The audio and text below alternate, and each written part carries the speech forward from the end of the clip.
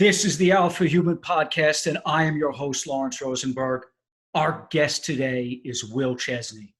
Will served 13 years with the Navy SEALs and with SEAL Team 6 as an operator and combat attack dog handler. Will and his dog, a Belgian Malinois named Cairo, took part in hundreds of missions together, including Operation Neptune Spear, the mission that led to the killing of Osama Bin Laden. Will has been awarded the Silver Star and a Purple Heart stemming from injuries sustained during a grenade attack. And now he helps veterans who, much like himself, have suffered the effects of TBI, traumatic brain injury. Will is also the author of No Ordinary Dog, my partner from the SEAL teams to the Bin Laden Raid. Will, welcome to the show. Thanks for having me on. It's my pleasure, my pleasure. I'll tell you what, as I was mentioning earlier, I read your book, and it is powerful, it's emotional, although I gotta say the title is No Ordinary Dog, and certainly tells the journey of your dog, Cairo, but it's as much or even more so about you and your journey. It could have also been called No Ordinary Team, right? But it's the story of a friendship, a partnership, and a team that almost seems like it was destined to be together. Yeah, I would say so. It's kind of like a Navy SEAL Marley and me, but yeah, I guess that's definitely one way. There is that side to the book. There's a lot of humorous parts to it and a lot of deadly serious things that take place. But it was mostly a little bit of both. You know, honestly, it could certainly be a fantastic film. I'm not sure if the book has been sold or the movie rights have been taken, but you know, certainly I could see that playing out as on the big screen. See what happens. But yeah, it's a good book for anybody who loves dogs, animals. Anybody who wants to join the military. Excuse me. Anybody that wants to learn about dog handling, being a SEAL. It's a good book. And then working with Laden was really great. He helped me, put together a real nice story. Yeah, it was communicated really, really well. The story resonates, and like you said, it's for a lot of different people. In fact, I'll tell you right now, it's definitely for anyone who wants to who has the ambition to get into the SEAL teams. And I kind of want to start there.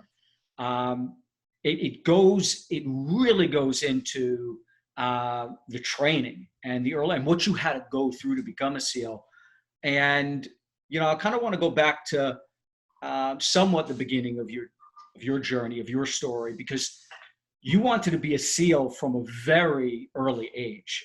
You enlisted in the Navy at 17 with the dreams of being a SEAL. And I'm going to quote you here from the book. You say, "I decided that I was not only going to enter the military, I would also become a Navy SEAL. I also had no burning desire to simply serve in the Navy.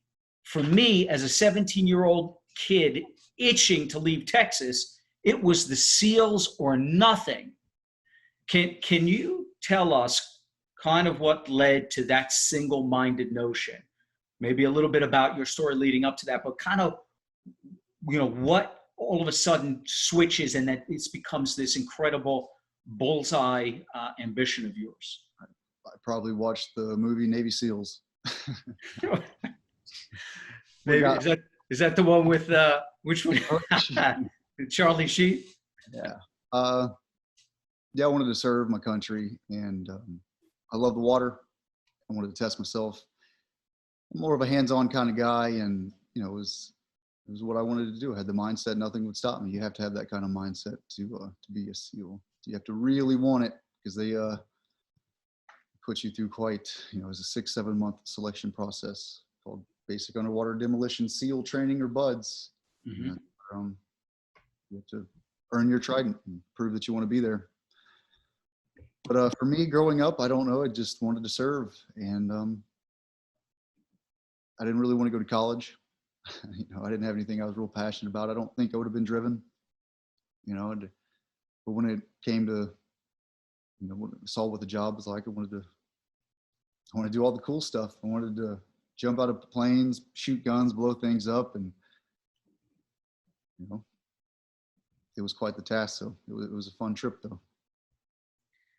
You believed with every fiber of your being that you would, in fact, become a SEAL. And I kind of I want you to contrast that with how laid back you were while growing up in Texas. You describe, your childhood and kind of your teenage years in the book, and you make no bones about the fact that you weren't this like big time athlete. You weren't this like aggressive type A personality. You were like pretty chilled out guy, and kind of to go from that to just the whole mindset of being a SEAL. Was there anything that kind of spoke to you? I mean, was it just that, hey, you want to get out of this small town in Texas and do something big with your life? Or I mean, like, what was the impetus or the inspiration that had you shoot for something that's so uncommon, because it truly is an uncommon calling? Yeah, from Southeast Texas, there wasn't too much in the area. Like I said, I didn't want to go to college, but I wanted to serve, and I wanted to see if I had what it took to make it through buds. And they like, yeah, if I would have stuck around here, there wasn't too much around to do that I was interested in. Mm-hmm. I was just lucky, I guess, to find something that I was so driven for, that purpose, I guess. Something that I didn't have to get paid to do. I just, I would have paid them, I guess, when I was a kid, at least. I just wanted to go off the buds and become a SEAL, and that was it. There was nothing else I wanted to do. If I would have died along the way, it's all good. I didn't want to die, but it would have been fine. That would have been, I guess, the way God had it all planned. At least I had that purpose and that drive in life to get up and motivate myself into doing something I love. Yeah, I mean, I think, and this is like no small point to make. I think it's a really important, prospect to raise, the fact that everyone thinks you need to be like Superman to become a Navy SEAL, or at least to attempt to become a Navy SEAL. You need to be, the assumption is, this superhuman athlete, aggressive, type A, conquer the world kind of attitude, but actually it's something else deep inside that isn't always recognizable. You talk a little bit about what that is in the book for you. Can you tell our audience about why you were able to, for instance, get through buds where so many failed, that you would have assumed, oh, they're going to ace it? Yeah, we don't all look like The Rock. Is what you can. I mean, you look pretty badass now, but right? What was it that you had that separated you from the rest? It's the will to be there. I think we all had a pretty good sense of humor. I think most team guys think they're comedians as well. I think you have a pretty thick skin and a good sense of humor, and just the will and the drive to be there. Yeah, we come from all different walks of life. Some of the guys, like you said, we showed up. They were really great swimmers, really great athletes, and some of those guys went by pretty quick. Some hold on for a little while. Just, you never know. Some of the guys that did look like they'd make it, made it. But then you have other guys who super skinny, you would never guess, but they pull through, and never judge a book by its cover, I guess. But I would say it's just the drive to be there, and then the camaraderie that was built, especially by the end of buds, going through so much together. It was a great time. I got some of the best friends I've ever made in buds. Yeah, I mean, clearly the way you talk about your colleagues in the SEALs, I mean, they become brothers, and in talking about, what it is or what it was that allowed you to kind of get through a lot of that.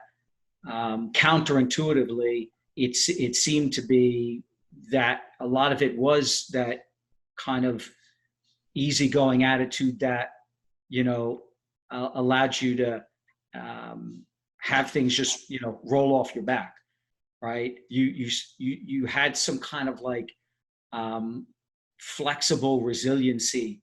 It appears that no matter what was thrown at you, whereas you might think, oh, this is going to take a really forceful attack to kind of ward off what's being thrown at you in buds, but kind of like you were able to take it in, almost kind of like the martial art aikido, where you use the force of others against them, and you kind of roll with it.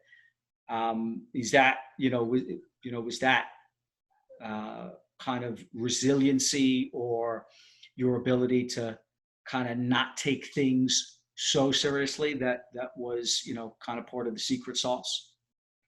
Yeah, I think that had a lot to do with it. It's pretty so when it was time to get to business, it's going to suck for a little bit. You just go and give it everything you have, work teamwork, and it sucks for a while, but it's like eating an elephant. You just take it in small chunks, get through every evolution, and once you're done with the evolution, you're around a bunch of great dudes, so you have fun while you can. And yeah, you just let things roll off your back while everything's going to pass. It's not going to last forever. I guess kind of mindset to have. And it was, well, what's the end goal? They always had the end goal. What's the purpose?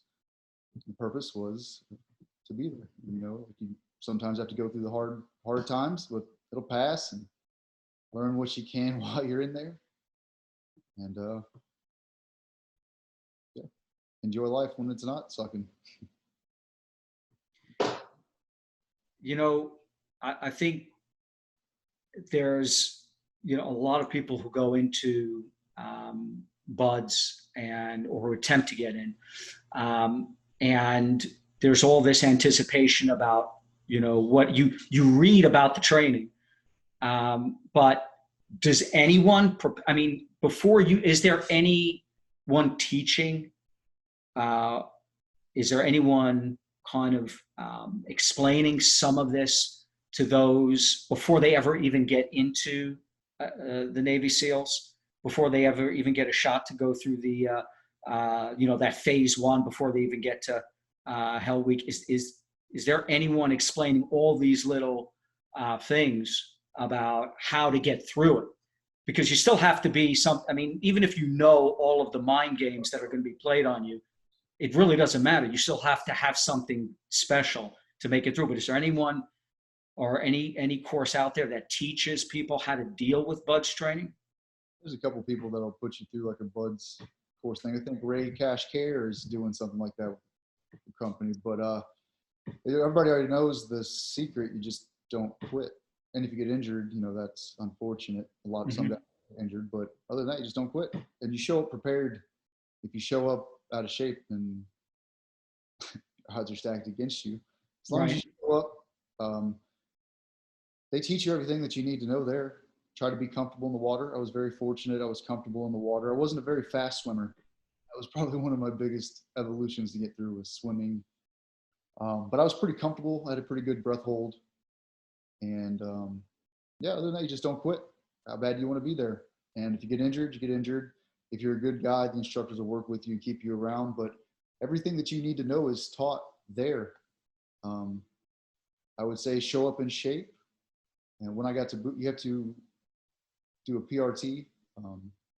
It's like a physical screening test beforehand. Make sure you can do, I forget exactly what the standards are. So a 1.5 mile run, push-ups, sit-ups,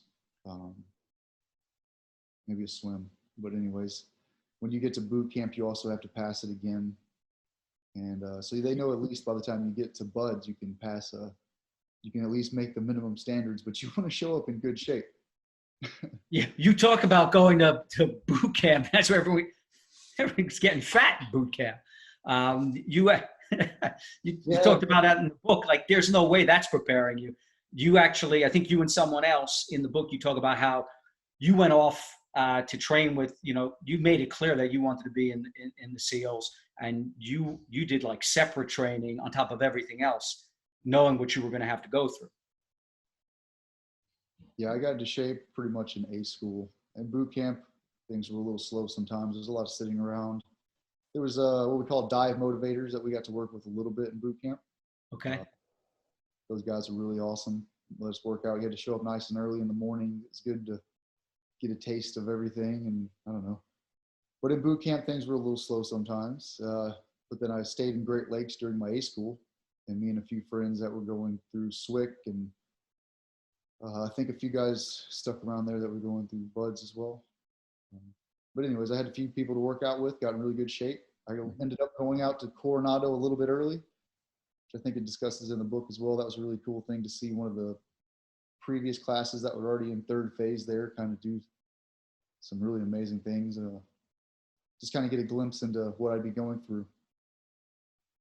You talk, a lot about the mental toughness that it takes to make it through BUDS, because like you say, you got to be in incredible shape to deal with everything you're dealing with. And then, certainly the stuff where, they attempt to drown you over and over again really throws a lot of people off. But the actual, quote you here, you talk about how, weakness can be exploited through anticipation. So there's this, part in the book where you talk about stress and confusion combined with the anxiety that precedes it is another mind trick that BUDS so brilliantly applies. The idea that weakness can be exploited through simple anticipation. Is that, how does one prepare themselves mentally for that kind of thing? Yeah, that was a good one. There's multiple ways. Waiting for breakout, which is if anybody else going through BUDS, there's a week where there's basically no sleep, 5.5 days it's called Hell Week. And that's where you lose quite the majority of the guys. You lose a handful of people during Hell Week. It's one of the hardest weeks in military training period. Nobody really has heard about it, but anticipation, waiting for breakout, which is the start of Hell Week, then anticipation for that. Anticipation on a lot of things. You're always not quitting. You also have to perform. There's certain things you have to make sure you're comfortable in the water. You make sure you can shoot a gun proficiently. So, the anticipation is always there, but you just try to be as prepared for it as you can. Looking back on it now, I think, what did I do to calm myself down? Maybe a little bit of breathing, relaxing, going through the process. And when you're in the cold water, you just kind of do the same thing. Breathe, go into your happy place if you can. I don't know. Know that it'll pass. Know that it won't last forever. But the instructors would use some of the anticipation as well. Like during Hell Week, we got 2 hours of 2 hours of sleep. So 4 hours complete during the 5.5 days. During breakout, they wake you up with machine gun fire and yelling at you, and your adrenaline's going. It's not that big of a deal. They want to try to get you flustered, make you, anyways, kind of see who can keep it together that way. But then during one of the sleeps, they also kind of wake you up nice and easily. And you've been awake, you've been awake for a few days by then. You get a couple hours of rest, and you're nice and warm and dry. And they make you stand up on the berm and wave at the sun, and the anticipation of getting cold again. Right. That's a good one. I wasn't surprised when we heard the bell ring a few times on that one. Yeah, that's psychological warfare right there. That you get comfortable again. It's one thing when you're feeling miserable all the time, and you can kind of adapt. But then when you get thrust out of that, you get warm. You get a hot meal, and they let you chill out in the sun for a little bit, and it's time to go back into hell. I remember me sitting down at the place called the Elephant Cages, and we were eating. We got to eat MREs down there. I remember breaking open a couple of MREs and just sitting there eating, and we're in the warm sun, the hot sun. So we weren't too cold. We were getting some food, but yeah, that's where I remember hearing the bell ring. I guess nobody, you know, it's the anticipation of having, you know, there's no telling what's going to be coming next. But yeah, it was always weird to me. Like, why would you quit? It's just, we're getting a warm meal and, you know, enjoying the California sun while we can. Right, right. Who could quit when, when it's so amazing at that point? But that, like you said, the hell of having to go back to the absolute mind crushing and spirit crushing stuff that you get put through is certainly not for most. And of course, that's the purpose of Hell Week. And if we, so you make it through all of this, and you come out the other side, and you're assigned to SEAL Team 4. So we'll fast forward a bit, and I want to talk about now you're kind of in it, and you're an operator now. You're a shooter.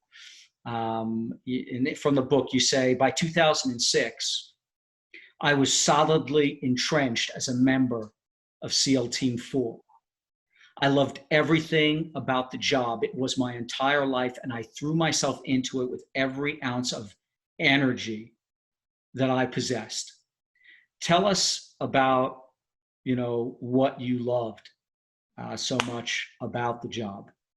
Well, I mean, I guess if I put myself through all that stuff, I might as well throw it in, dive in with everything I have if I actually made it through buds. Mm-hmm. But yeah, and the guys are awesome. I'm surrounded by a bunch of pretty decent dudes, I guess. We all, just being a SEAL is everything I wanted to be. They made you earn it. I made it through buds somehow, pulled it off. You just don't quit. You just give it everything you have. I was very fortunate. Thank God all the time I wasn't hurt. I made it all the way through. Wasn't the easiest thing, but looking back on it now, like I said, I've made some of the best friends ever. Had some great times. I came from a trailer park in Southeast Texas. Mm-hmm. I just get my nuts kicked in a little bit every day. I get to live on the beach in California. It was a pretty good trade-off. Yeah, for sure. But then you talk about how you love being a Navy SEAL on deployment. Yeah, right? So when we get to the team, it's all, we made a pretty good camaraderie there in buds. Some of the guys they're okay guys, I guess. They're some of the best friends I've ever made. Pretty ugly dudes, but they're not too bad. You get to the team, it's all the same thing, except you just have to prove yourself all over again. You're around the same kind of group of like-minded individuals. You work hard. You prove that you want to be there. If you don't, there's other people that do, so you can just go away. Mm-hmm. Try to learn a lot as a new guy. What is it? As a Team 4, it was a great experience. When you get to your team, nobody really cares that you made it through buds. Everybody else had made it through buds too. You're just a new guy, so you show up and learn as much as you can. It's a great experience. Mm-hmm. Once you've proven yourself there, they kind of have a ceremony where you kind of really get your trident. So you can get your trident at the end of, I don't know how they do it these days, buds or SQT.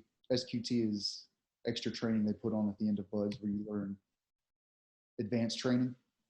Mm-hmm. Once you do that, you go through a few other schools, you show up at your team, and then you're a new guy. They don't care. You're in like a probationary kind of period.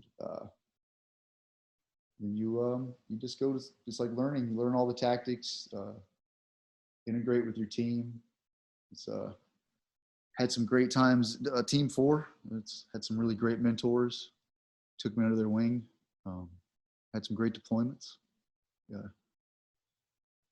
Yeah, hard working, but we played pretty fun too. Yeah, I'm sure you did. As I understand it, actually, when you were in, they were still doing that kind of thing where, after you were assigned to a SEAL team, you still weren't officially a SEAL. Like, I think it was, you could sometimes take up to a year before, like, the Master Chief kind of said, that's it. You get you're in. You get your trident, and it was at their discretion. I think now it's been more standardized, and everyone just once you're in, you're in. Is that the case? I don't know. I've been out for a few years. I don't know if they've changed it up, but you still can get your trident taken away at any point in your career. If you can't perform, you can't do the job, then your friends will let you know, and if you still have issues, then they might ask you to leave. So you're always earning your trident, is what they say. There's a scene in the book where you talk about your first confirmed kill while you're on deployment in Iraq, in Baghdad. You're on a roof handling security, surveilling the area while other members of your team were breaching a building. And you noticed a guy on another roof of the building where your team was breaching. Can you tell us about this story? Can you kind of describe it for the audience? Because it's a bit of a turning point for you, one that actually instills the confidence you're going to need later on to make those tough calls that is so necessary of being a SEAL on deployment. Yeah, I was still a little bit younger in my career, and we were working with the local nationals. So one of the guys, well, not to tell away the whole story, just kind of consolidated, but he called me over. There was a guy that's being definitely sketchy, jumping around the rooftop. All my guys were under that building. There have been rumors of guys throwing grenades off the roof. And, like I was pretty new, but you could tell when somebody comes out of the house and they're looking that they're not a threat. They're just looking. And you can tell when a threat is a threat. And that guy was definitely a threat. We were working with the local nationals. He calls me over. So he says, that guy's threat. I immediately saw and took care of him. I didn't, what went through my mind was obviously the guy's he's a threat. And I just didn't want to throw a grenade over the roof. And if he did that and killed somebody, that I'm not sure if I could have, if I would have been able to live with that. But I was still early in my career, but it was actually the guy we ended up looking for. So I was still, hoping I made the right call, but it was the guy we were looking for. He had actually killed a few Americans, and yeah. So you made the right call. Definitely, 100%. And looking back, I was just new, and it was, never experienced something like that before, but as you get more experience throughout your career, you can always just kind of tell when the good guys kind of from the bad guys a little bit easier, but we definitely instilled some confidence. And then working with local nationals, having him there to say, bad guy's like, yeah, well, that kind of. Right. Right. But, you're hoping you can rely on that. Yeah, definitely. Well, my mind is, I don't want to get in. If the guy threw a grenade over the rooftop, so you have to respond pretty quickly. And yeah, I'm glad I did. Well, and this, I guess, this is a thing because, I know in speaking with some of the Delta guys, Green Beret, SEALs, you never really know how this is going to affect you. And certainly, no matter how tough anyone is, I haven't really spoken to anyone yet that's come out of special operations without having paid a price and having some form of psychological scars or PTSD, but they're for different reasons. And certainly not everyone, most actually, can't do that hard job. You call it, the SEAL contract, right? Where killing is part of the contract for a SEAL. It's a big part, but you never really know if you're going to be able to do that. And obviously, the training is there to kind of where you do it so repetitively in training that it becomes more of a reflex, so that you're not thinking about it when you have to do the right thing. But some of that stuff comes up later. Yeah, you just build muscle memory, so you know what you're doing. And then the more we do enough training, so we put ourselves in these circumstances where we can make the right calls. But yeah, everybody deals with their own stuff in their own way. First responders, I've been listening to other podcasts about firefighters who have to see terrible things. Police officers, they see terrible things and car wrecks. And any first responder, we see our things in the military, but every single man that was there wanted to do that job. So we do hard. That's why we train so hard. So we get put in these weird situations. Sometimes they're not normal. I wouldn't say weird. They're just not normal situations, but Right. we're confident because we put in the training and we're a pretty tight group. So, for some reason there are bad people out there. I don't know why. There just are. There's good people out there too. There's good, there's bad. We just wanted to help get rid of the bad people any way that we could. And we trained and worked together and put ourselves in, we were one big family that all we did was pretty much train, and other guys had families that they went to at home, but we were also a family. We trained a lot when we were and put in these situations overseas. We could read the situations possibly a little bit better and make the right calls to where, I was pretty fortunate in my career, I would say, but there's a lot of guys that were putting a lot more work than I did, and they could read situations better. There's team leaders. I was never a team leader, but there have been guys been around so long and seen so much, had so much experience that they could just sit there and listen to them talk and learn a lot. But the more you just put yourself in those situations, the more you know, and you're always looking back now. I guess I did experience a lot of trauma. I had to deal with that trauma, which it covers in the book. Yep. Basically drank myself out of a job. It was a pretty intense job. I was a 20-something-year-old kid. I thought I was pretty much invincible. If I go back and talk to myself, I'd be like, hey, kid, learn what an ego is. And, you need your ego to survive. But, like I said, I jumped in 100 miles an hour around a bunch of good dudes, and eventually just exposure over time. I think a lot of TBIs, traumatic brain injuries, a lot of drinking, and a lot of exposure to other things, loss of friends as well. Eventually, I guess the wheels came off, is what you can say. I had to. Yeah, I mean, you didn't just. That's the thing about you. You kind of, again, you kind of fixed and obsessed on being this, one in a million type individual who can become a Navy SEAL, but that wasn't enough for you.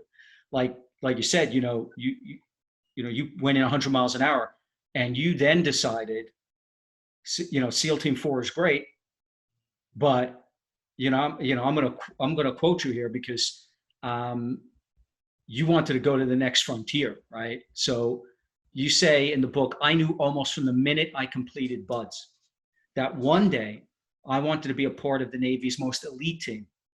Just being part of the SEALs was great, but everyone knew that SEAL team, I'm going to say 6, it's redacted in the book. You don't have to say anything, but I'm assuming it's SEAL Team 6. And you say, everyone knew SEAL Team 6 was the best of the best, an elite counterinsurgency and fighting unit that drew the most challenging missions around the globe. I wanted to hunt down the baddest of the bad guys in the world's hot spots. And it was no secret that you'd have the best chance to do that if you were on SEAL Team Redacted. Again, I'll assume it's 6. Where is that drive coming from? Because you've got, I'm assuming there are guys on the other SEAL teams, whether it's 1, 2, 3, 4, that don't try out for Dev Group. Yeah, there's a lot of guys that do. There's a lot of guys that don't. There's That's right. Guys that do. There's a lot of, I don't know. It's just something I wanted to do. I was pretty young. Some guys are older. I don't know. It doesn't. There's great SEALs that didn't try, but I was 20-something years old, and I was just basically 100 miles an hour. I was somehow still there, and I heard people talking about another kind of school to go to rise to another rank, and I'd been just eating up schools. I went through sniper school, and I was fortunate enough to get comm school as one of my first schools, which, I mean, I think, I don't know, call it whatever you want, God, luck. I ended up getting that school. What school was that? Say that again. What school? School where you work on radios. And a lot of people don't kind of want to deal with that because it's a pain in the ass. But I was a new guy. I ended up getting it, and it was. I ended up getting a few other schools that just worked out well together, and it made me a pretty valuable asset. And doing that, just learning, just jumping in head first and learning everything. while I was in, and then I heard about another unit that you could go to, and I tried out for that. I mean, some guys that do, some guys that don't. I was just a young kid, and yeah, I just wanted to progress to the next level, keep learning while I was still there. I was felt good. I don't know, you know, I wasn't sure if I would make it, but some of my friends were going, and we'd give it a shot. It's just everybody that is there, they pretty much know you're not going to quit. It's like going through another buds for SEALs. So that's what so that's what I'm wondering. I mean, like, you know, now you've got now they're looking for the best of the best of the best, right? So now, like, but you describe it in the book a little differently as everyone knows you're not a quitter. So it's less about trying to make you quit than about something else. What are they, you know, when putting you through what you're going to go through to be selected for that special unit? You know, what's the goal there? How do they make that selection? They're not trying to make you quit. What are they trying to do? Performance based. It still sucks too. There's a lot of physical. Okay. So it's a lot of physical too, but a lot of performance. Seeing how you can act under pressure, and seeing if your ability to learn, and yeah, it's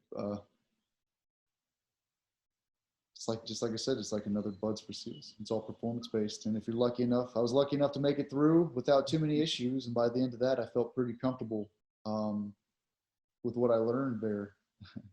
So, but like you said, like I said earlier, like going through buds, you show up to a new guy, and basically start up overall as a new guy all over again, and just continue to learn. But I was probably still in my, I think, mid-20s by this point, late 20s maybe. But everything was fine. But eventually, I did a few deployments there, and this just wasn't feeling the same. And then is there a palpable difference in the type, you know, the quality and character, or the mindset, or the environment that you're in with the types of operators that you're working with in that SEAL team versus any of the others? Is there a noticeable difference? Since day one, we all go through buds. We're all trained the same. It's all the same since day one. That's one thing about being a SEAL that might be different than other units. Some other units have people from all walks of life, but from us, you go to the Navy, you go to buds, and then as a SEAL, you know, you have different jobs and responsibilities there. And I would say the only thing that was different was maybe money and some of the missions that we went on. Gotcha. But all the camaraderie was the same. All the guys were the same. And okay. So like, at what point then does the idea of becoming a combat attack dog handler become interesting to you? I mean, obviously I know because I've read the book, but for our audience, I mean, at this point you are a tier 1 operator, right? You're part of, you know, SEAL Team 6. You're the best of the best of the best. You're a bona fide elite assaulter and shooter. How do you go from that, right, to deciding, you know what, I want to try this combat attack dog handler thing, which is even harder, I guess, but that's you, right? You're constantly going for it turns out that that's even more responsibility and even harder than what you did to get into, you know, that next level SEAL team. Can you tell us a little bit about, you know, what inspired you to kind of become a combat attack dog handler? Yeah, just when I showed up, I was a new guy, just learned as much as I could. You're either growing or you're not. And just because I got there doesn't mean I had to stop. I continued to learn. My buddy Jimmy Hatch, he was a teammate for a while. He's like, you're either an asset or a liability, he said the other day. And it's a very true statement. So I did my deployment as a new guy. And as a new guy, I saw the value of the dogs. And I love dogs. I'm a huge dog guy. If you hear whining in the background, that's one of my Malinois I have. Yeah. Yeah, I hear. Yeah. Big dog guy. I had all kinds of dogs growing up. And I saw the value of the dogs in my first deployment. And There's a saying in the book, No Ordinary Dog. I remember being in the team room, and it was when we were busy working, and somebody saying, "Hey, raise your hand if dogs ever saved your life." And everybody's hand in the whole team room went up. And you guys have multiple stories to tell. Like, the dogs are just a valuable, valuable tool. That goes with us, with law enforcement. I mean, these hunting dogs, they can do cool stuff. You know, they're search and rescue dogs, but I saw that. I never knew of, you know, I was still pretty young. I never knew of the dogs being used in the military, but I saw it a little bit at my time at Team 4, but once I saw it actual in real life on deployment, it was eye-opening, and I needed a job, another job. I'm surprised those guys. I'm like, how are these guys not getting rid of me yet? Hey, I'm still here. I need another job. Like you said, you're either a liability or an asset. You know, being a dog handler, some guys didn't want the responsibility. You know, it's a lot more to take on. Not everybody's a dog person. And when you're not being used, you're basically babysitting a dog and everybody else is working. So, right. But when you are being used, you're very valuable. And I love dogs, so I was in. And it's just learning. I just wanted to learn.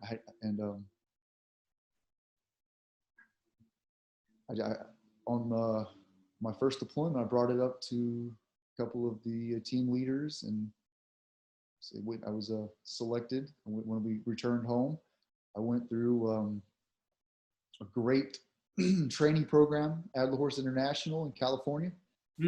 I went with a couple of other SEALs and a couple of Master at Arms MAs, like military police for the Navy, Master at Arms. Okay. There were some great guys. We had a great group of guys and great group of new dogs, and 9 weeks in California with some great trainers. It was a good school. I'm really glad I brought it up. I learned so much from the dogs. I mean, we can pretty much finish up the podcast. I can sit here and ramble about dogs all day long, just especially looking back on what I learned from just, like we talked about ego for a second. You're surrounded by a bunch of comedians, a bunch of other Navy SEALs. Your ego keeps you alive, but it's also, you know, drives drives fun. So you got to have pretty thick skin. But everybody's a comedian. To communicate with a dog, I can sit there and say, "Good boy." And the dog is not really going to pick up on your emotion. There's a saying in the dog world, your emotions run up and down the leash, and that's true. I'm sure you have an animal, you can tell. You walk in, you scream at the dog that he's going to pick up on that emotion. If you're happy, you got to clap, do your hands, do some stuff like that. I don't know, whatever you praise the dog is what we call it. Mm-hmm. You know, I was a pretty quiet guy to begin with.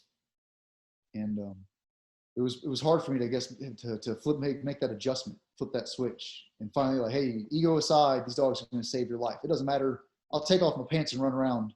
It doesn't matter what you have to do. Put your ego aside. These dogs are going to save you. So it took me a second to kind of adjust and be more open. You have to communicate, learn the ways to communicate clear, and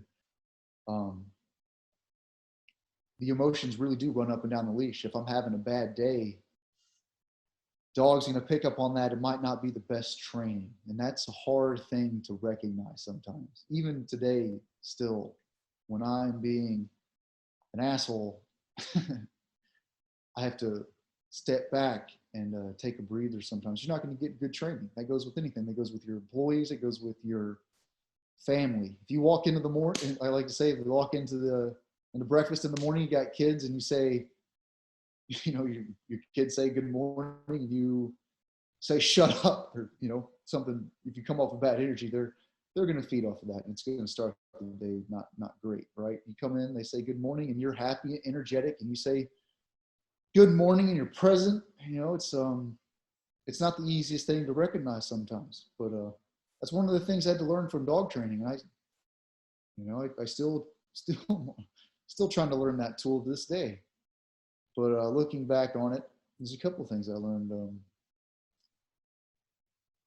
The Master at Arms that were there, they were all former handlers, dog handlers. Mm-hmm. So they had experience handling a dog and communicating with the dog and doing all of that.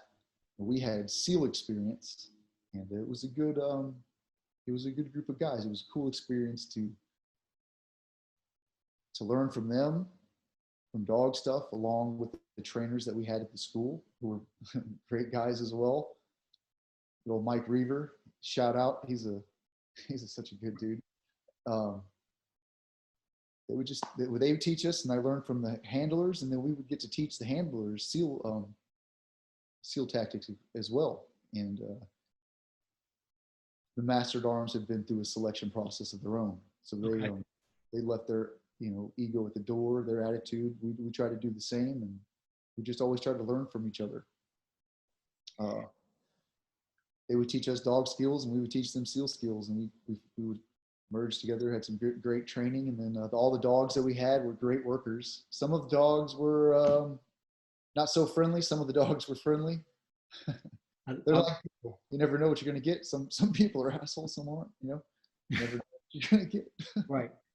Do you use Malinois exclusively in the SEALs? Or, I know you mentioned a few, there are different types, obviously, of military working dogs. Are Malinois the dog of choice? I like the Malinois, but we used Dutch Shepherds. Some law enforcement probably uses, or I know they use German Shepards. The German Shepards are real smart. For us, the Malinois was pretty ideal because German Shepherd gets pretty big sometimes. We have to bastrope and rappel. Right. And then the Malinois have shorter hair, so we're in hot environments sometimes. German Shepherds have a little bit longer hair, so it just keeps them a little cooler, but they're both great working dogs. If you're going to buy a lab or a water dog, it's a hunting dog. If you're going to buy a husky, you're going to buy, the working dog, know what you're buying. If you buy a Malinois and you keep it in your apartment for 8 to 10 hours a day and you don't exercise it, right, you're going to come home to a new apartment, let's just say. Unless you get really lucky, but I doubt that. So know what kind of dog you're getting, just because you watch Max and you see that you think oh, you're going to be great. It's terrible. If you read my book and you think that you can go buy a Malinois, you need to educate yourself a little bit. I would say at least before buying any working animal. That's Plus, they're very expensive. How much are the? I mean, you guys buy the Malinois from out? Do you buy? Are they trained by Alderhorst, and you purchase them from Alderhorst, or they already purchased and then trained at Alderhorst? All over the world, there's places overseas we purchase from, and then there's places in the United States. There's programs. It's a friend of mine. His name is Josh Morton. Has a program here. There's all kinds of places to purchase animals. We had a good relationship with certain trainers, and the head shed that we had were pretty experienced in the people that we hired.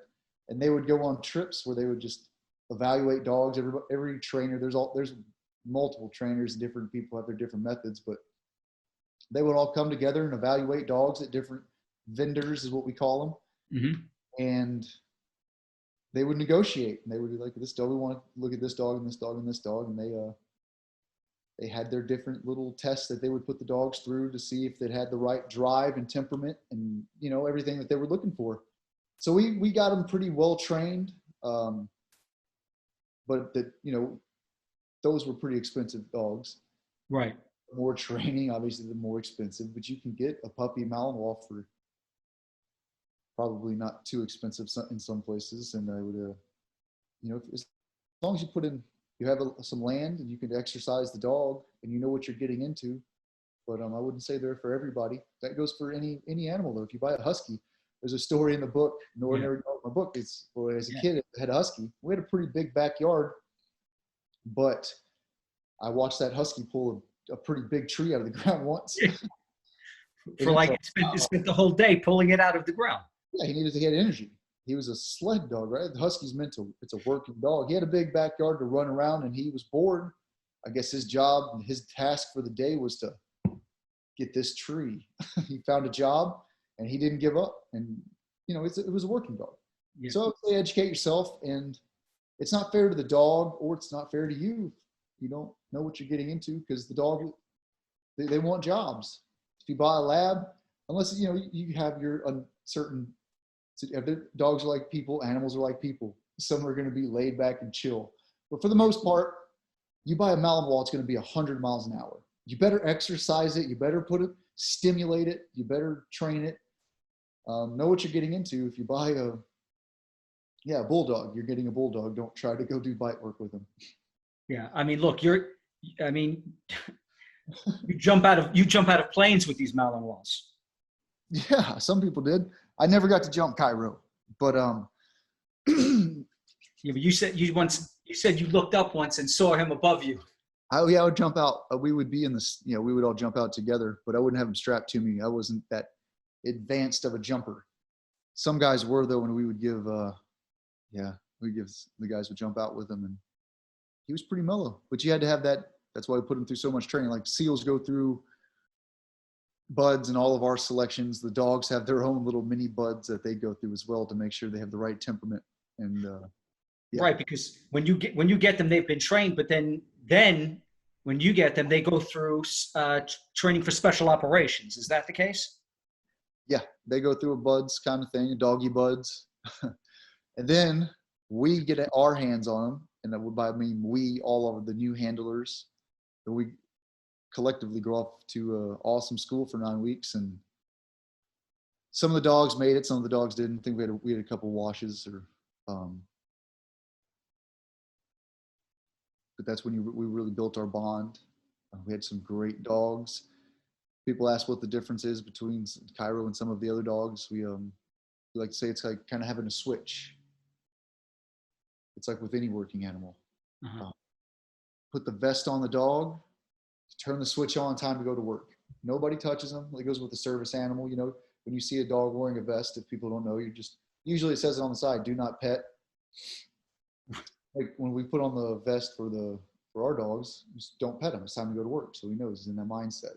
When you take the vest off, some dogs had the ability to turn that switch off, and you always treated them with respect because they're all working animals, and they were trained to bite and attack. But some dogs could turn it off more than others. And Cairo, he was pretty laid back. He, especially towards the end of his life, he was attacked by another dog. My girlfriend's mom had a bulldog at the time. He got bit in the arm, and he didn't care. He was real laid back, mellow. He didn't retaliate at all.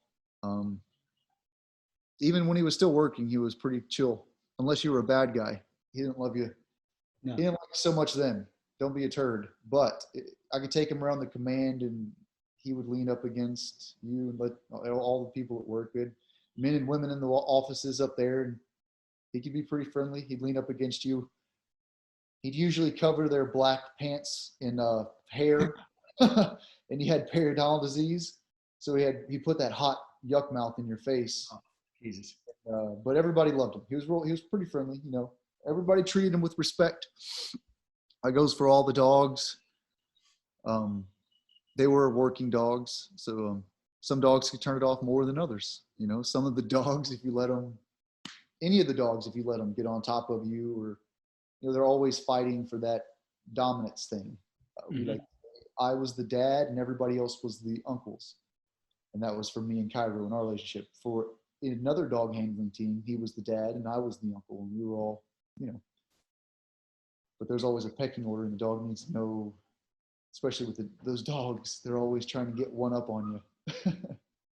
Yeah, that's what I was going to ask, because on one of those buying trips throughout Europe, when they brought a group of them back and they started training them, there was this group that they were training, and Cairo was part of that group.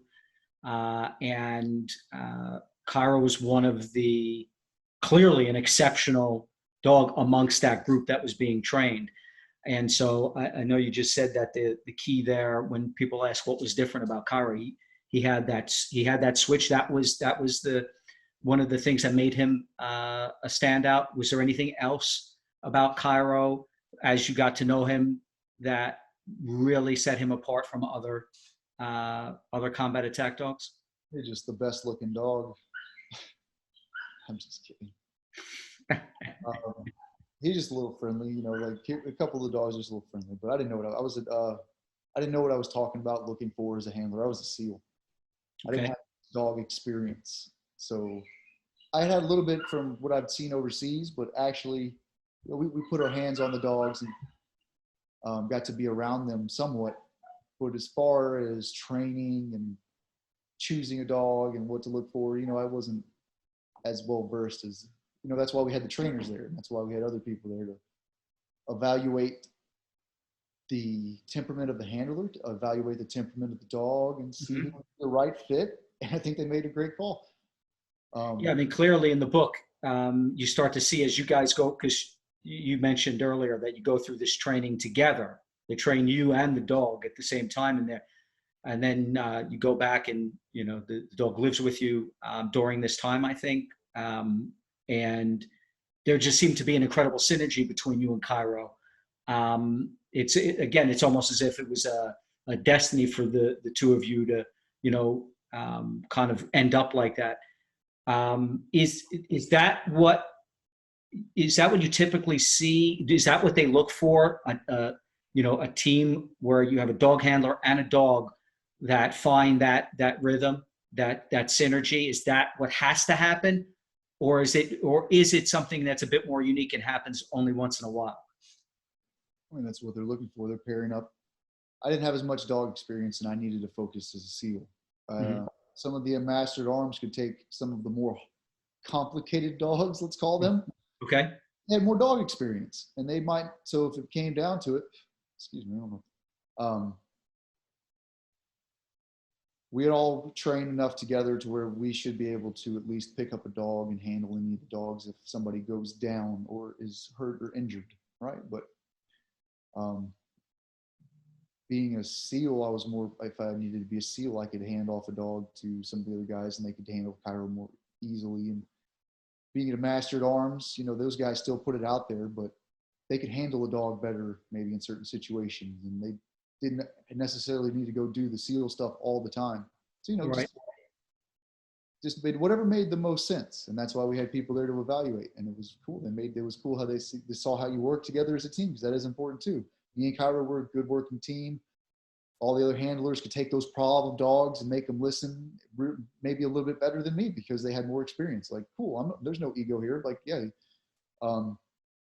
it just makes sense. So that's what we did. We had the people that made those calls. Thank God. So we were one big team. It all worked together. We made the decisions, and it all worked out pretty well. Yeah. And then you went out on lots of hits, lots of raids with Cairo.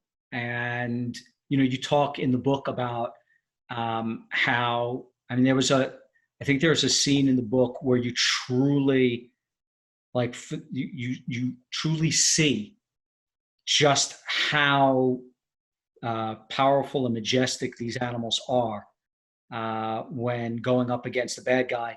Can you tell us an example or an anecdote of a time when really you saw just how important these dogs were, or how in Cairo in particular was to actually saving the lives of your brothers and of SEALs?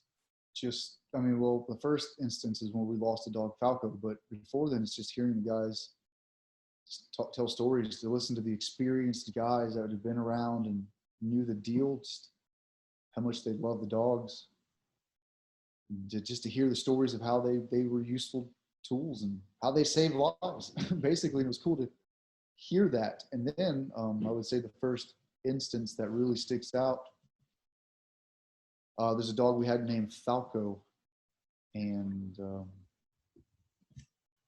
he was supposed to be my dog, actually, returning home from that first deployment. Unfortunately, he didn't make it home from that deployment. He laid down his life-saving arms. He was shot. He was shot in a circumstance that was pretty similar to what we see a lot, and pretty similar to when Cairo gets shot later. But that was, I'd heard about it and I had seen other scenarios, but the first one that really comes to mind, there's another guy, Jimmy Hatch, I know I talked about him earlier. He lost his dog, but I wasn't around when he lost his dog, but we know how they had laid down their lives for us. And that was, I think, the first dog that I saw it was the first dog that we lost that I'd seen. It really hit me hard. I was supposed to actually get Falco. Maybe, you know, that didn't make things any easier, but I know it was really hard for his handler as well. But the dogs are a tool. He did his job and he saved. I mean, there's no telling what he definitely saved somebody from at least getting shot that night. I would say, if not, he saved probably somebody's life, if not multiple lives. There's no telling what would have happened if it wasn't for him. So, yeah. And then you, you know, you, of course, you develop this incredible bond with Cairo. You know, it becomes more than just a friendship. You know, you felt like he was your child. Can you tell us? You just alluded to what ends up happening to Cairo while you guys are out on deployment, but Cairo ends up getting shot. Can you tell us what led to that? Yeah, we were going after a couple of bad guys. We had some intel, and on the way there, I guess they somehow figured out we were coming. So 4 guys left the building, and they hopped on little mopeds, dirt bikes, mopeds. They hopped on motorcycles, got out of there. You can tell they had weapons, but they before we could engage them from the air, they had released. So we split off. Those guys split. Mm-hmm. We ended up following both the vehicles. Our guys ended up making it to a tree line, and we knew they were bad. Obviously, they're running for a reason. Usually, the guys don't take off with weapons and head to the nearest tree line. But anyways, we land, and we weren't sure. You know, ROEs always varied, so we had to land and make our way up to the tree line. And there happened to be a fairly low wall that surrounded the tree line, and we made our way up to it. It's a pretty safe distance away. We landed a safe distance away and walked up, and then there was didn't know it at the time, but the wall was all the way here, and maybe 2-3 foot wall, and it went all the way down, I'm assuming the left side. We were trying to get the guys to come out. They, you know, bad guys don't listen all that well. They weren't all that great. Team leader on the ground made the call. You know, we were doing escalation, trying to get them to listen. There's different methods that we use. Eventually, the call was made to send the dog in. I sent Cairo in to best use his nose and pick up on the scent where there are. Well, and after I sent him in, I was trying to keep an eye on him, but the vegetation was pretty thick in the trees. I lost him, and this is happening fairly quickly. Those Malinois are, you know, they're quick. He doesn't mess around. Before you know it, I lose sight of him in the vegetation, and I'm trying to make my way down. I saw that he went to the left, and I'm making my way down, trying to be, you know, stay behind the wall low and look for him and be somewhat safe. And I hear AK fire, automatic weapon fire, and I kind of know it's not from us. So that's when I kind of knew something was bad. Either Cairo was getting engaged or one of my guys were. Or one of the guys were. So I just immediately started to recall Cairo.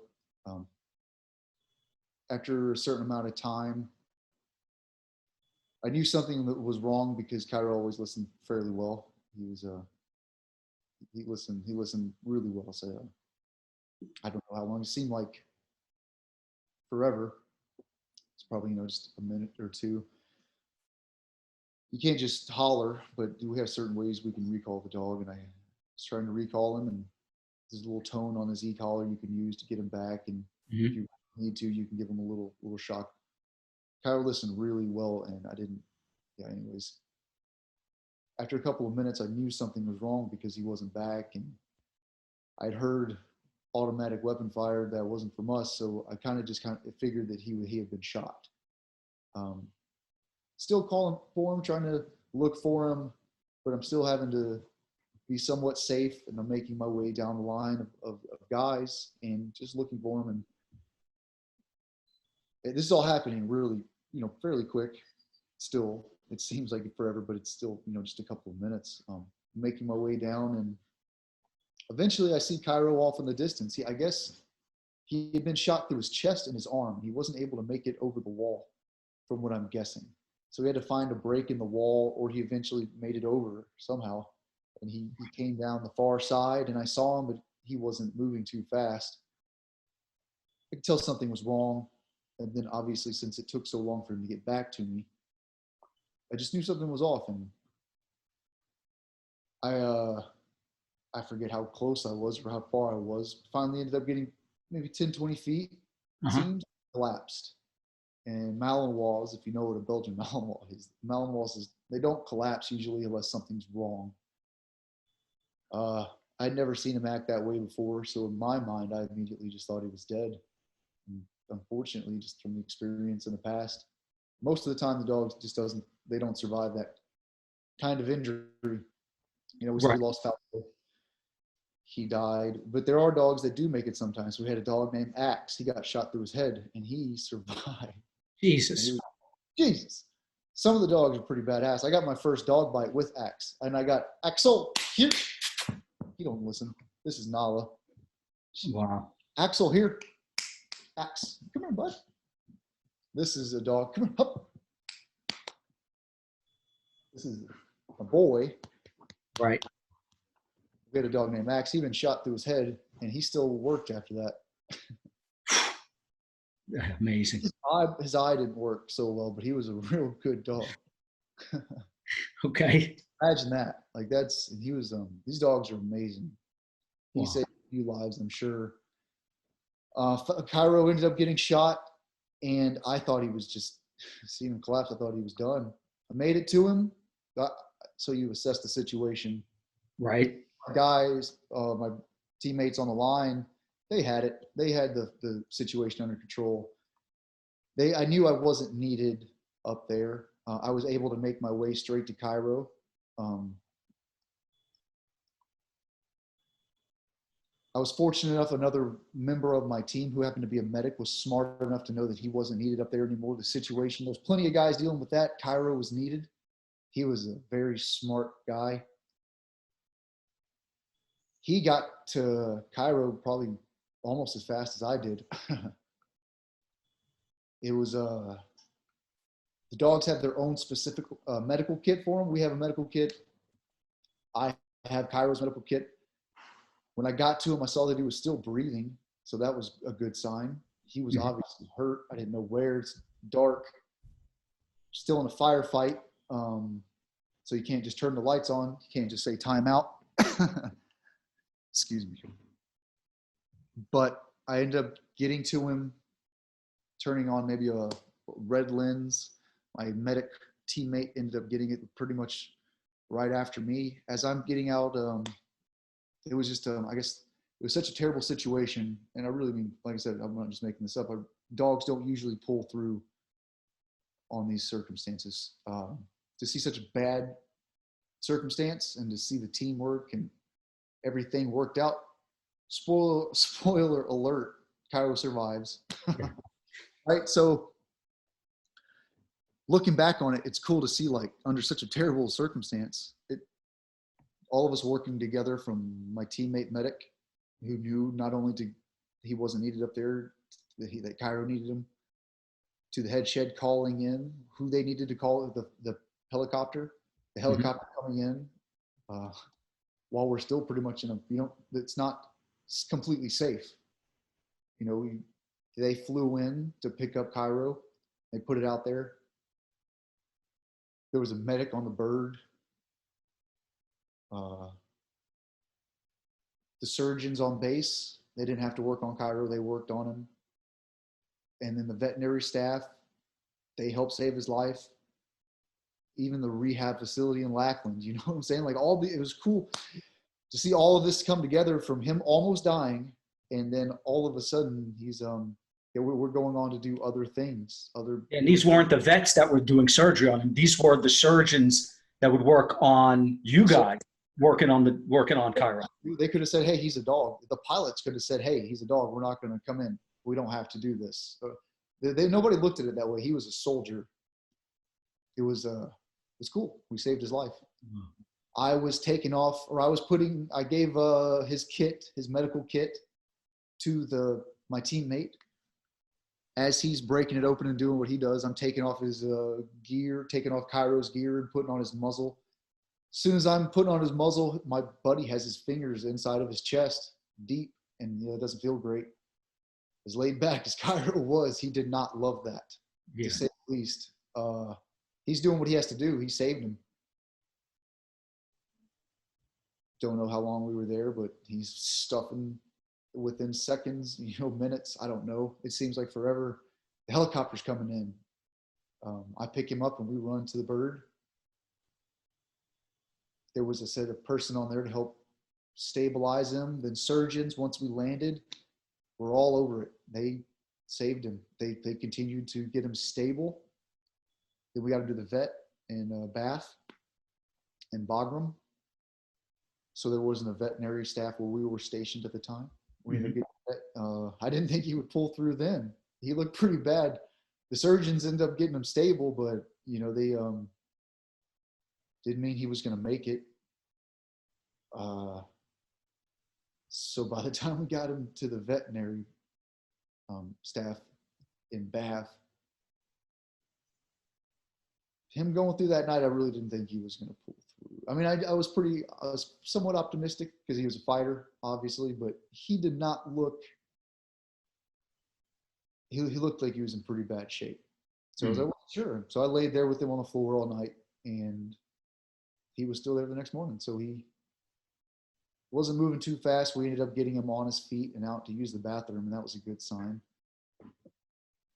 But after he made it through that first night and he was on after he used the bathroom, you could pretty much tell that he was going to make it. He was going to pull through. And then eventually the veterinarians were like, yeah, he's looking pretty good. So it was cool. He had fat face from all the oxygen. And I guess all the stuff they had to do to him.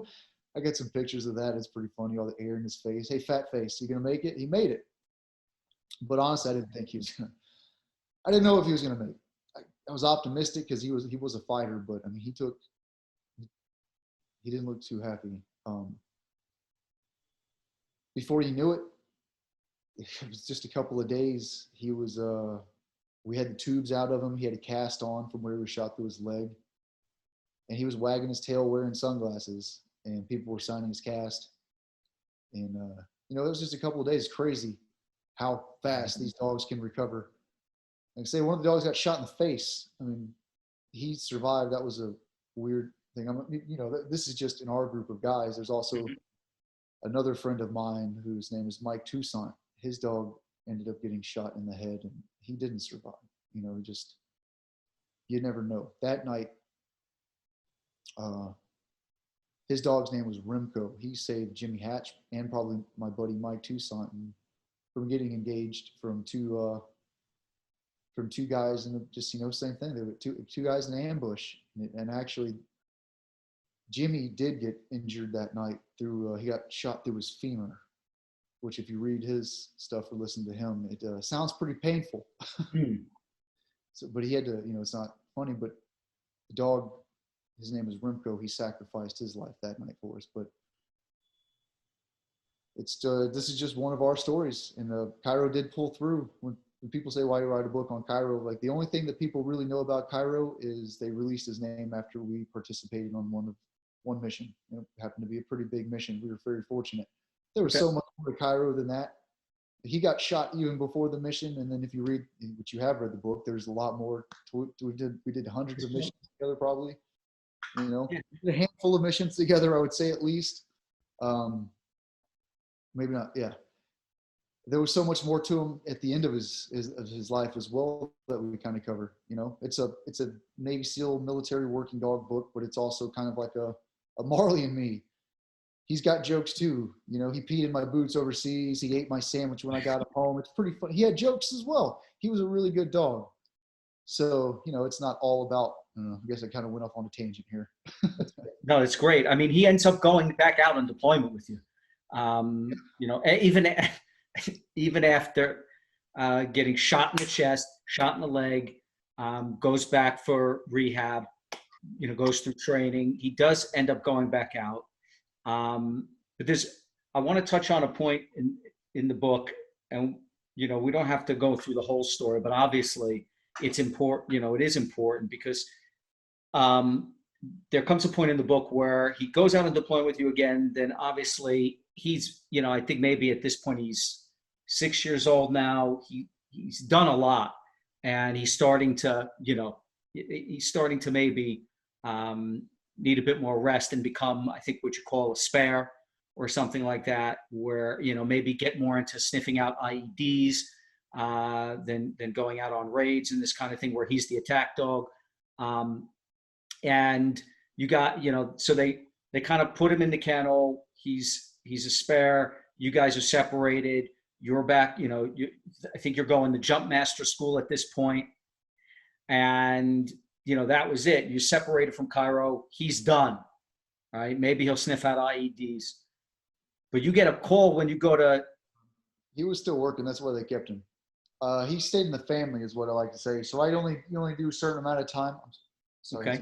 As a handler, and then you just move on to other responsibilities. Hopefully, other schools or other higher positions, team leader, okay. Other than that.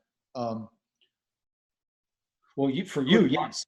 For me, and then for Cairo, he was just a good worker. So dogs are just like us. If he's still able to work, then let him work. There was no other. All the other handlers had dogs that they had that bond with.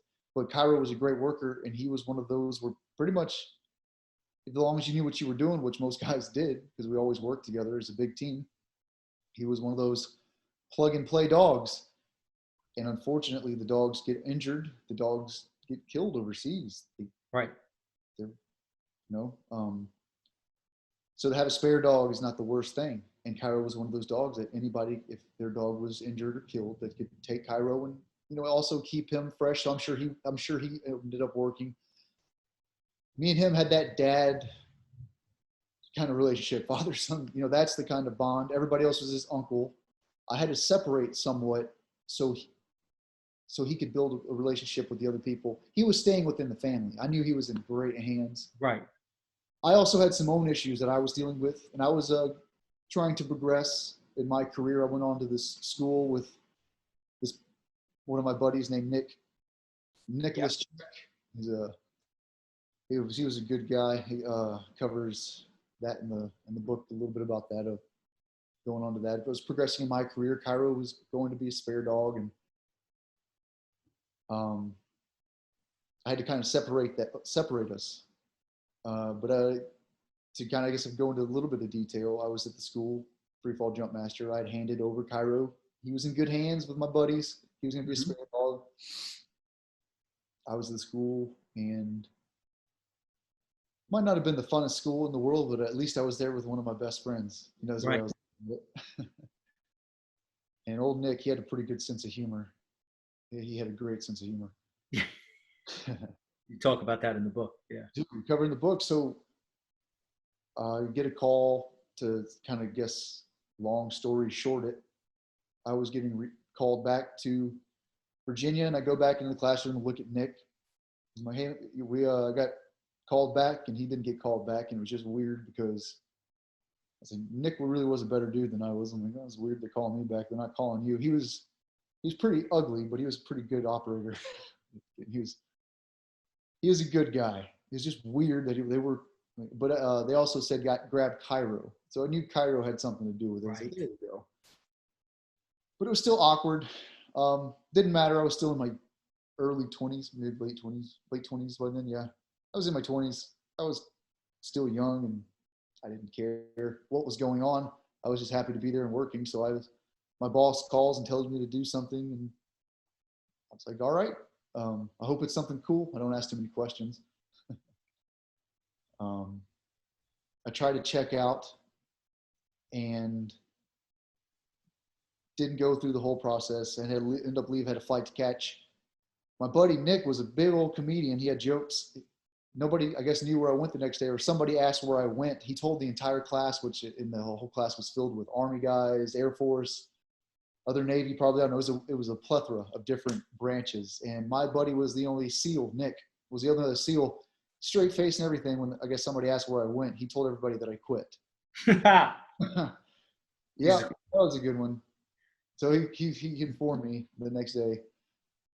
And like that blows people's minds because SEALs don't quit. Yeah, so it was a pretty good joke. was pretty good. He was a pretty. I'm assuming he did it with a pretty straight face.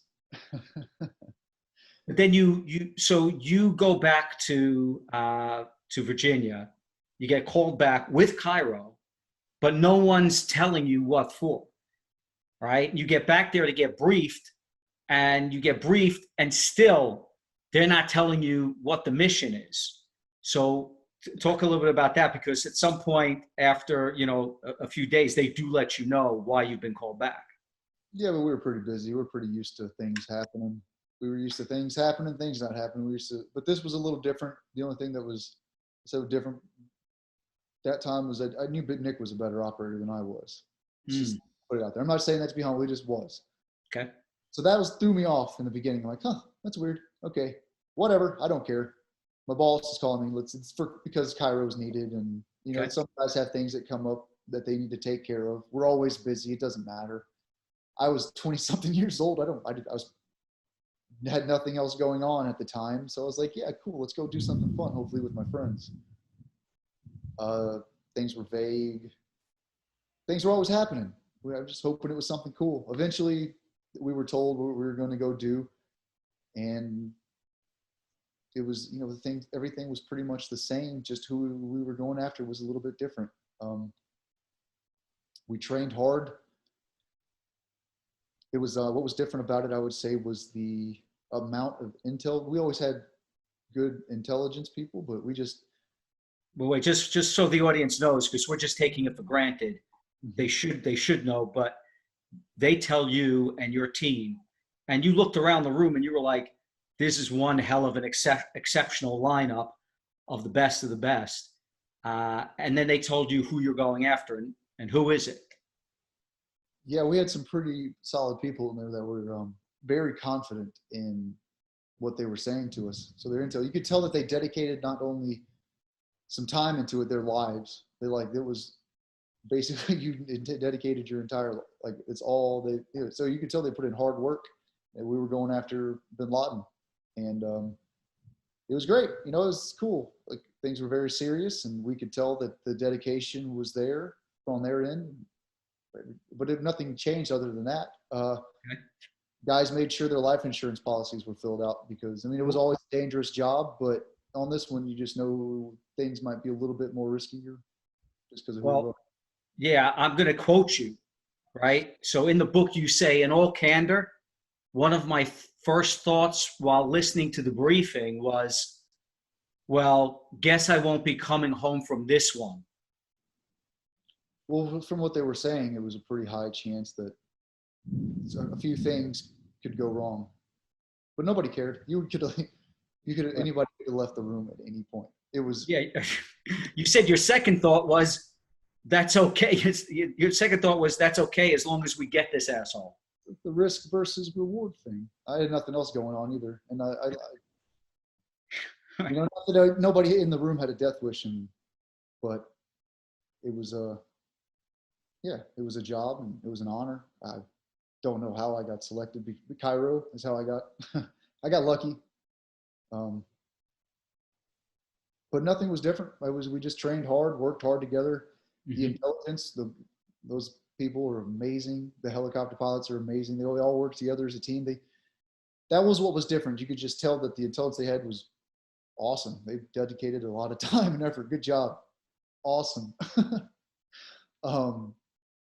We put in the same amount of work. We had a site that might have been a little different. We put in a little different training. We planned for a lot of contingencies. Murphy's Law always comes into effect. It doesn't matter. You know what really mattered was training, the amount. We were one big family, and when we weren't all spending time together, we were training together. Like, so that's what paid off in the end.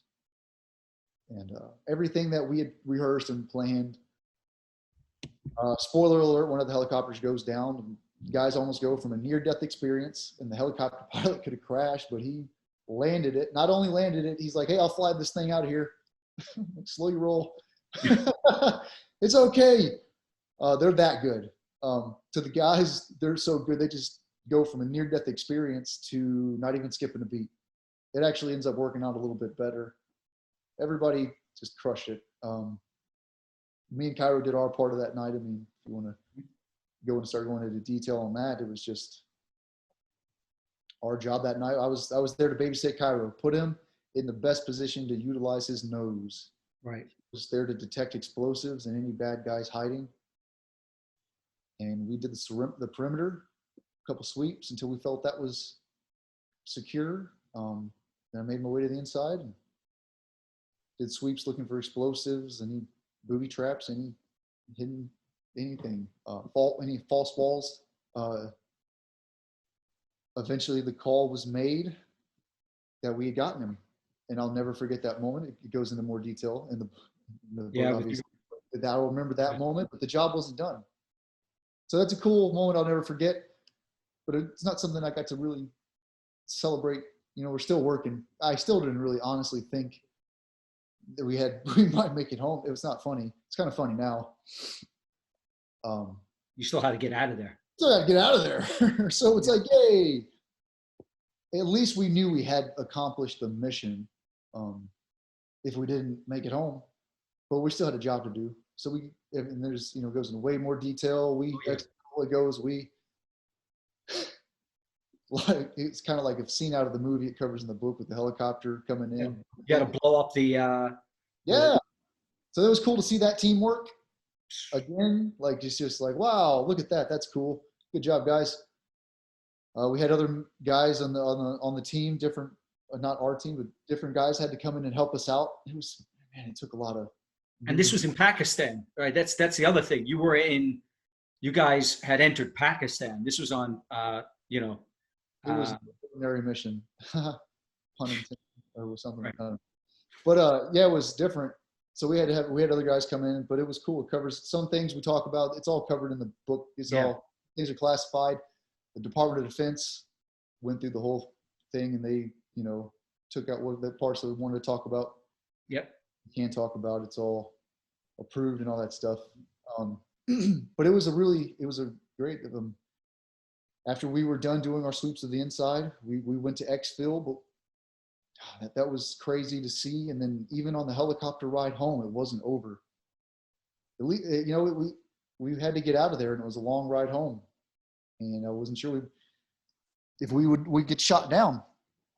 But like I said, at least we knew we accomplished the mission. I guess when it really sunk in is when we made it back to the hangar and we landed, and I looked around and everybody was okay.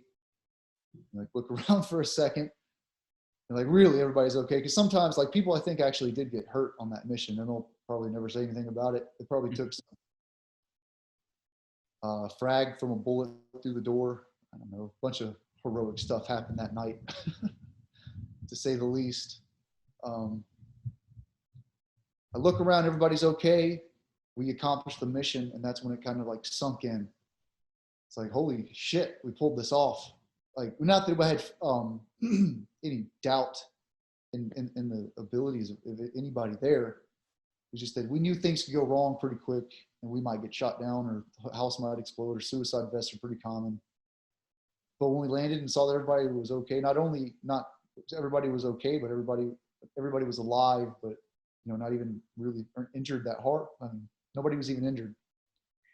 Yeah, you talk about how you were shocked that the house was not wired to blow. If anyone walked in there and raided the place, everyone expected that place could just blow. We were ready for anything. We were ready to. Yeah, but then you get back. You get back to Bagram. And he thought he was gonna blow up. A lot of stuff happened that was pretty crazy, but we made it back. And when I looked around, seeing that everybody was okay, is when it really kind of sunk in that everything was okay. Well, we still had a job to do, but I guess that was the defining moment of maybe I could relax just a second, take a breath. Everybody's okay, but we still had work to do after that, and the night wasn't over with. But we still have a couple things to finish up. And well, you talked about how surreal it was, because you're sitting there in the hangar, and with all the guys around, everyone's okay. And on the news, you have President Obama announcing to the world that you guys had just, taken out Bin Laden. You're all watching this, and while he's saying it, you talk about how surreal that is in the book because you look over to your left and like there's Bin Laden on the floor of the hangar with his face blown off. That's a moment I'll never forget, to say the least. Yeah, man. It was I was just a poor kid from Southeast Texas. I never thought I'd be in a room like that, surrounded by such great men. And never even, I mean, it was always there in the back of the mind, and like hopefully that opportunity would come. But it's a moment. There's a lot of things I forget these days with my traumatic brain injury, my TBI. Right. I'll definitely never forget that moment. How about the moment where Obama, you get a call, I think, from your superiors, and apparently Obama wants to meet the dog. Obama wants to meet Cairo. So I understand when Cairo met the president. Yep, that was a great time too. You met the president, vice president. It's crazy. It was good. We had the muzzle on him just in case. Cairo was all, hey, well, that wouldn't turn out so well. But Cairo was always friendly, and they had a great time meeting him. That whole event was, yeah, it's hard to even put into words. That's a moment I'll never forget. Watching him address the country, and he could articulate himself fairly well. No matter what you can say about him, I remember him with that speech. It was an amazing speech, and then knowing it was done and being surrounded by that group of guys, it was surreal. Yeah, and after he got done addressing the nation, to see Americans too come together, that was really cool. Yeah, it was an amazing time. I mean, for you guys, it must have been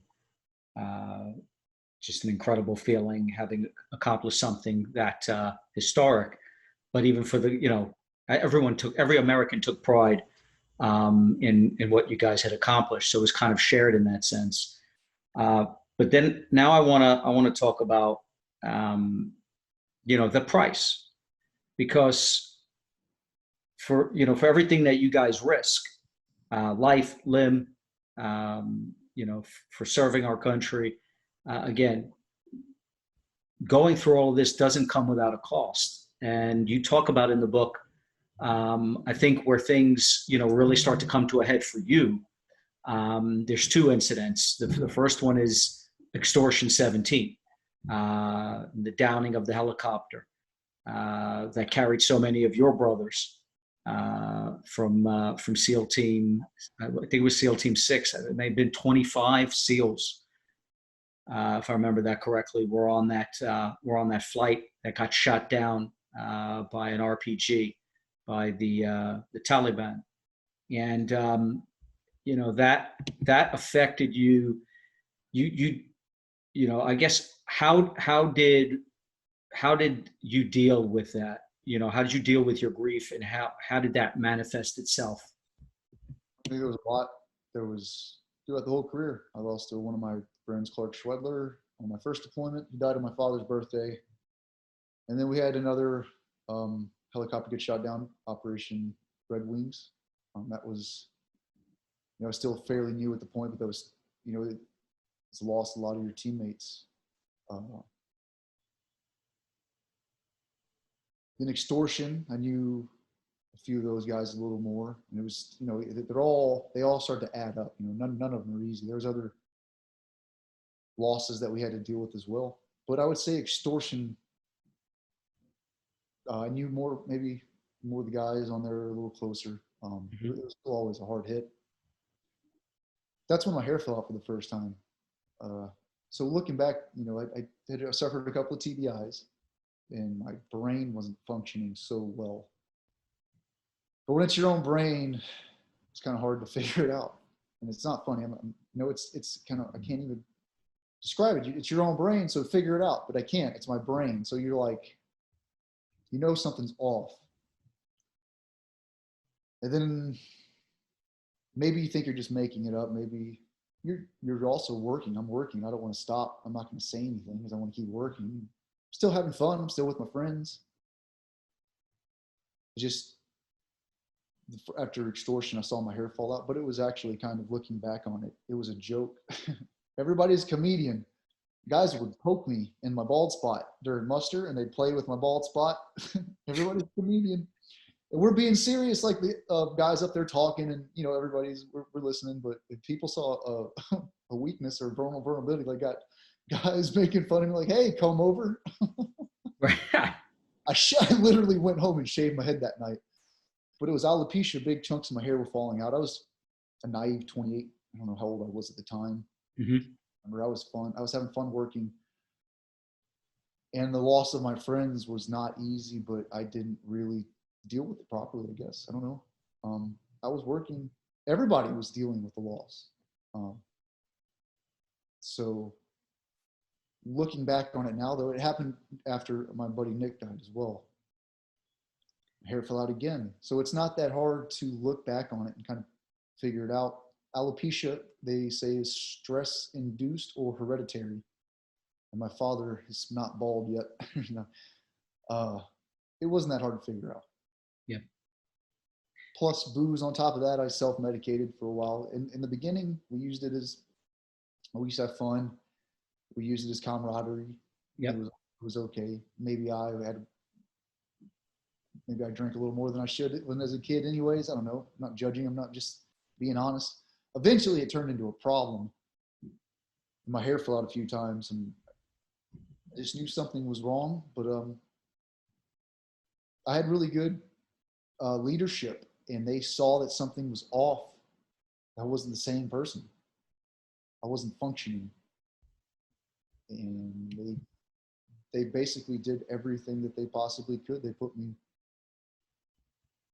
through different programs, whether it was rehab, through the Navy, through different modalities. They had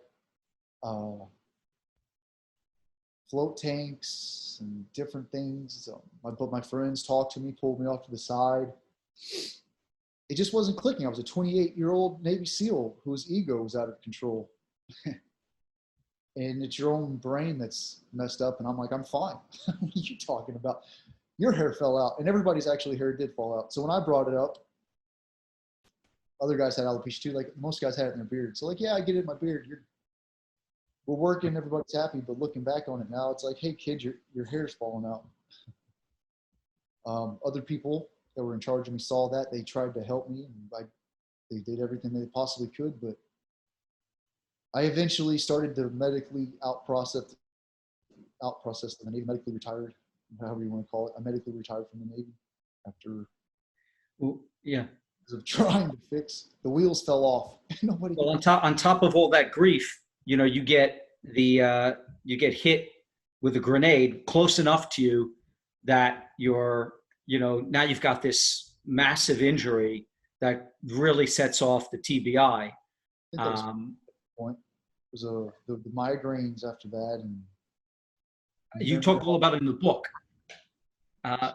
It was it was shocking, honestly, to learn about how much you could end up going through. No physical injury, you'd get shrapnel in your ass, obviously, but the injury to your brain manifested later on with these insane migraines that you talk about in the book that pushed you to the brink. So yeah, but I mean, that's in my head. That's me. The physical symptoms to me were my hair falling out, my fingernails falling out. And I kind of look back on it and it sucks that it happened, but I thank God that it did, because I might have thought I was going crazy, literally. And I hear other first responders who have traumatic experiences and everybody deals with their stuff in their own ways. And just because you can't see the physical symptoms, for me, I did see them in little ways by my hair falling out. And I look back on it and I'm thank God, because it's like sort of a physical symptom. I mean, the migraines are a physical symptom, but it's like, am I just going crazy? Right. Am I really forgetting everything? But my hair fell out. Like, oh yeah, that's happening. Okay. It's your immune system attacking yourself. There's guys that don't have any of that the wheels just kind of come off and they just start becoming a different person. So, I think I wanted to mention, I want to quote you from the book because this goes on for a long time. I mean, this isn't like 6 months. I mean, this goes on and on. It was And how long? it was a process. I mean, like the whole career I saw, it all adds up. It all accumulated. Yeah. All the concussive blasts that I was exposed to, and then plus the loss of some friends, and then maybe the grenade injury. Yeah, that was probably the tipping point. And but then, it all accumulated. It wasn't a quick thing. And then the recovery process was in the Navy. That was a whole situation that took years. right. Transition out of the military, that was years. And I don't even know how I'm still here. Well, you know what? Exactly. And I think, this is the question because, as you said in the book, multiple deployments, injuries, brain trauma, migraines, PTSD, depression, the endless pushing of pills became dispiriting, exhausting, debilitating. I tried every type of migraine medication you can imagine, psychiatric meds. A few helped. The pushing. I asked for the pills because I knew something was off. I wanted it, and then they provided, but it wasn't the right modality. So Right. fine, we went through that phase, and it didn't work. Eventually, it was my time to step back. I went through the process of that, and then now that I'm out of it, there's other modalities out there that I found that have helped. So they did everything for me that they could, and ultimately, with the But what did help? God, like bringing it all back to sum it all up. It's a higher power, however you want to kind of look at it. But there's some brain injury and some other stuff. But looking back on it, it's an accumulation of a whole bunch of different things. And it's brain health and it's personal stuff. But But what definitely did work for you was Cairo. Cairo, another thing, great people. My girlfriend at the time helped me get through some terrible times. My teammates helped me get through some things. Cairo helped me get through. They're a great modality. There's a bunch of brain health stuff. I said, I know I'm just kind of blowing through this really quickly. We can talk about any one of these subjects all day long. But I was very fortunate. I went from almost dying, and there are people that are committing suicide. I never stuck a gun in my mouth, but I was basically killing myself with alcohol. I had some good people that stuck by me, and eventually I made it to some brain treatment places. Mm-hmm. That was like one of my first steps. I mean, it was a process. This took years. I didn't reach out to anybody. I kind of thought I was still okay. I thought I was okay, and I got up to 250 pounds, and I was a working alcoholic, and I wasn't okay. Finally, I secluded and took one of my best friends. His name is Jared Shaw. He reached out, brought me to a first brain treatment place, and that was kind of, I had done some things, maybe intermittent fasting. I'd listened to some podcasts and started learning about different things.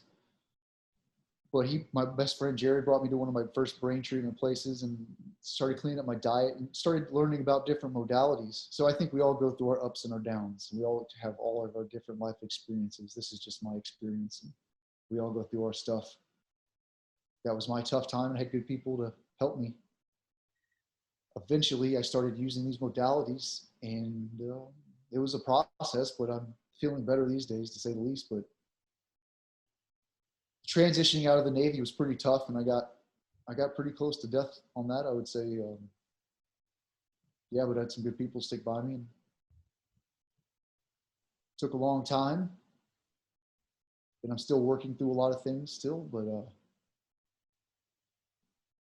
definitely feeling better, definitely feeling a lot better these days. And that's one of the reasons why telling the book, it's a win-win in my eyes. I get to tell Cairo's story, which is a huge part of history. I love talking about my dog. I don't love talking about myself so much. It tells his story. It brings attention to the foundations that give back to the dogs, because they do amazing things for us. And it also allows me to tell a little bit about my own personal story. And if that helps somebody that listens to it, then that's great. That's powerful. And thank God that, you're over this time and, going through all of this process, you coming to find some relief but certainly you express how important some of these things were in the book. The treat, some of those new modalities, some of the brain stimulation, your girlfriend, and also Cairo, and you talk about, unfortunately, because of his incredible story, and because he was Cairo, it was to get him back into your life, and to have him live with you as he grew older, and as you were going through a lot of your stuff, especially how good he was for your condition, and how much it helped to have him around you when you're going through these tough times. It was an incredibly arduous process to adopt Cairo out of the military. I think it all worked out in perfect timing. These are working dogs. They don't just go to any home. You have to evaluate where they're going. You evaluate the personality of the dog and where they're going. But let's bring it back. It all worked out. Plan. I bring it back to God. Like, I thank God all the time, because if I was still working as a SEAL, they wouldn't have given me Cairo. I was busy. I was gone. He stayed within the family that I was in. He just was a spare dog. So I still was around him all the time. He was in good hands. Mm-hmm. All the time I started dealing with my own things and going through my retirement process. He was getting old. He was becoming 8, 9. I put in the paperwork. They have to do their due diligence to make sure, I was talking with Mike Ritland the other day, some of these dogs can't go to homes, and people can't understand why. It's because they're working dogs. Some of these dogs, working dogs, are attack dogs. You can't go to a home full of children. Got to wait for the Navy sometimes, it's a process. They don't always work fast. The place where I was at, there's important things happening that people were busy. Nothing's fast usually anyways. Eventually the call was made to get Cairo home. We had our hiccups here and there, but it worked out to be perfect timing, because I was coming to the end of my career and Cairo was coming to the end of his career. I would put in the paperwork. Mm-hmm. Eventually they saw that I was able to take care of him, and I'm really glad. I thank God. Just to be there for him towards the end was really important. Well, you talk about it in the book, for everything that Cairo endured, he also paid a price, right? You talk about how he had his own type of PTSD. Yeah, he went through a pretty tough time. I'm not going to spoil the book too much, but his end of life was not the best. We did everything we could for him, and it was pretty rough. I'm just glad I was able to be there for him. Not that any of my other teammates wouldn't have taken good care of him, but he was pretty important to me. He was like my kid. Right. He had been shot for us. He did a lot for me. It was good to be able to take care of him towards the end of his life. It was good for my well-being too, because I wasn't doing so good. So, if you put yourself, think about the dog you have at home. Everybody loves their dog. They have service animals for a reason. It might not be a dog. It might be your cat, might be your pig, might be your parrot. I don't know. Whatever makes you happy, whatever floats your boat. Mm-hmm. I love Cairo. I love dogs. We had been through a couple of things together. It was good for my mental well-being, I would say, to have him home. And like I said, thank God all the time. I wasn't the best that I was in such a bad place. But it all just worked out to where, it all just ended up working out, I guess. Is there a foundation that you want to mention where anyone that is experiencing TBI or any of the issues that you've gone through can get help where they may not be aware, can offer some of the relief you've experienced? There's a lot of foundations out there. There's a lot of great people. The ones that I know of are mostly SEAL based. There's multiple, and I know Marcus Luttrell has a foundation. And my buddy of mine, Johnny Wilson, SEAL Future Phone Foundation, Navy SEAL Foundation. There's all kinds of foundations out there. There's dog foundations, Spike's Canine Fun with Jimmy Hatch and Mike Ritland, John Devine. They have great. There's a bunch. There's so many but then that's just us, and that's just the SEAL side. I mean, I'm just one dog handler, and me and Cairo were just one team. There's so many other. It's an honor to be able to tell this one story, but there was other handlers and people in the community alone that got to do great things. And I mean, think about the law enforcement world, think about the whole dog world, any working dog. I mean, this is just one story, and it just kind of, if you do a little bit of research and do a little bit of vetting, there's a lot of great people out there. And I like to say that so that's, dog side and person side. I didn't reach out. I secluded, whatever you want to call it. Thought I was doing okay, and I wasn't. So I tell people to, reach out if you think you have something going on, and if you don't, it's understandable. So reach out to a friend. Could be just that one phone call. I'll tell you what, your story and Cairo's story is incredibly powerful. It's a wonderful story, and obviously, like life, it has incredible highs and lows and ups and downs. But I think both you and Cairo truly exceptional. So I want to thank you so much for your service. Thank you for being on the show. I recommend so highly that anyone, whether you love dogs or not, whether you're interested in reading an incredible book, to pick up No Ordinary Dog. It's a emotional and compelling story. Where can our audience find out more about about you and about your times? I know you're always posting pictures of Cairo back in the day. There's some great stuff you put up, as well as the dogs you have now. Where can our audience find you if they're interested in learning more? No Ordinary Dog Book on Instagram and Facebook is the handle. I have my own personal page as well. It's Will Cheese with 3 E's, and you can get the books hopefully anywhere books are sold online. Yeah, it's the easiest way to, I guess, track me down is Instagram or Facebook. No Ordinary Dog Book. And you can't miss the book. It's got Cairo's face taking up the whole cover. So yeah, it's we also have another book. So there's a young readers adult version of the book called Warrior Dog out there. So for young readers, that it takes out takes out all the stuff that you don't want a child to read. It's not that the book is really gory or all about that. There's some hardcore stuff in it. Yeah, it's a war book that is around a bunch of sailors. There might be a few cuss words in there. It takes out all the bad parts. So it's a young adult reader version. Okay. It's really good. So when I was at, I donated Cairo's vest to the 9/11 Museum, which was an honor to do.